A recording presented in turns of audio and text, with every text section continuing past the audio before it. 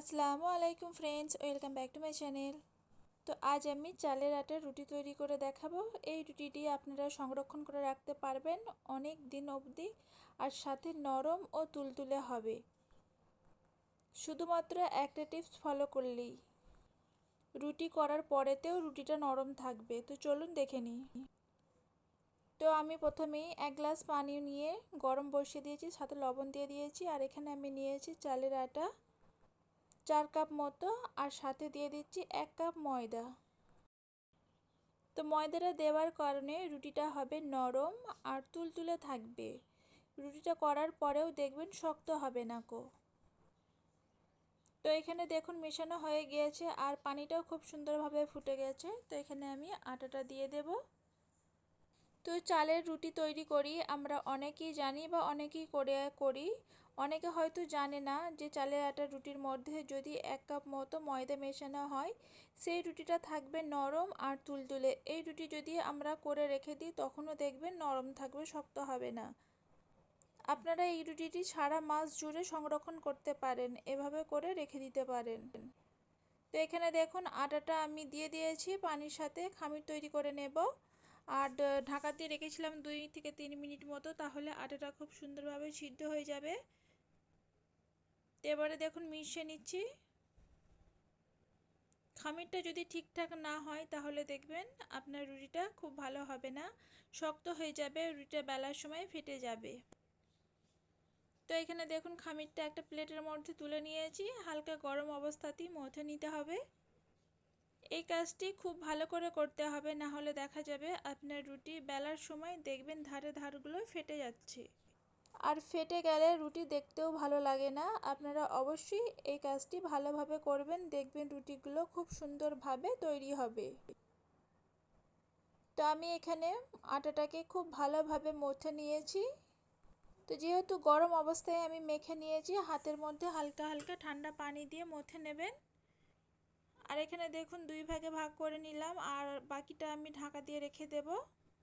তো যেভাবে আমি রুটি তৈরি করব ছোট বড়, সেই হিসাবে আমি একটা লিচি কেটে নিচ্ছি। আপনারা চাইলে আপনাদের পছন্দ মতো করবেন, তবে এই রুটিটা একটু পাতলা হলে খেতেও ভালো লাগে। তো আমি খুব বেশি বড় সাইজের বানাবো না। তো এখানে এবারে দেখুন একটা গোল নিয়ে আমি গোল করে নেব। এই কাজটি করার জন্য আপনার রুটিগুলো হবে অনেকটা সফট।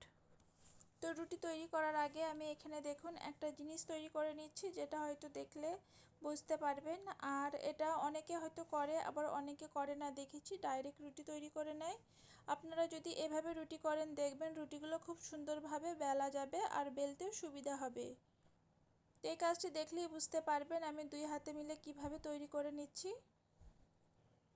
অনেকে জানে আবার অনেকে জানে না। আপনারা কি বলেন এই জিনিসটি কি অবশ্যই আমাকে কমেন্ট বক্সে জানাবেন। যদি ভিডিওটি সম্পূর্ণ দেখে থাকেন তাহলেই বুঝতে পারবেন। আর অনেক আমার প্রিয় আপুরা আছে ফুল ওয়াচ করে ভিডিও দেখে, তাদেরকে জানাই অসংখ্য ধন্যবাদ আমার সাথে থাকার জন্য। তো আমিও চেষ্টা করি ফুল ওয়াচ করে ভিডিও দেখার। তো এখানে দেখুন এবার রুটিটা বেলে নেব। তো এই রুটিটা বেলতে গেলে একটু আটার মাপটা বেশি লাগে, না হলে দেখবেন লেগে যেতে পারে অথবা ছিঁড়ে যেতে পারে। তো আমি শুকনো আটা একটু বেশি করে দিয়ে এবার বেলে নিচ্ছি। তো দেখুন এভাবে বেলে নিলে খুবই সহজে বেলা যায়, আর রুটিটা কিন্তু একটু ফেটে যায় না, আপনারা দেখেই বুঝতে পারছেন।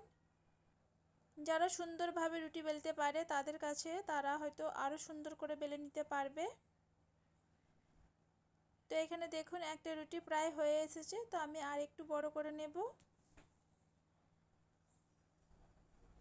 আর চালের রুটি পাতলা পাতলা হলে খেতে কিন্তু ভীষণ ভালো লাগে। তো এখানে একটা রুটি হয়ে গিয়েছে বেলা, আরও একটা রুটি বেলা দেখিয়ে দিচ্ছি। তো চালের রুটি তৈরি করা আপনাদের কাছে কেমন লেগেছে অবশ্যই জানাবেন।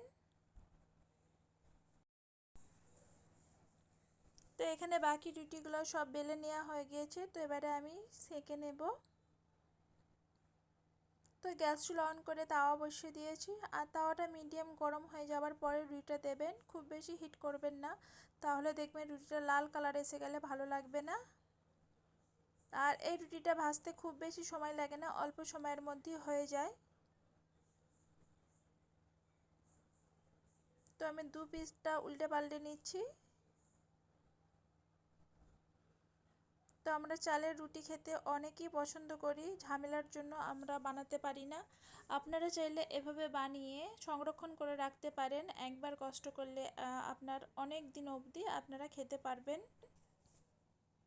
তো এভাবে দেখুন আরও একটা রুটি আমি তৈরি করে নিচ্ছি।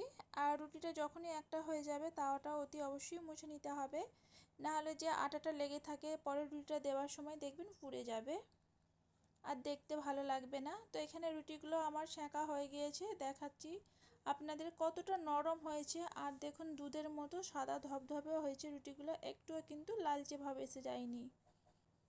ভিডিওটিকে আর বেশি বড় করলাম না, এখানেই শেষ করলাম। আবারও অন্য কোনো রেসিপি নিয়ে আসবো। আল্লাহ হাফিজ।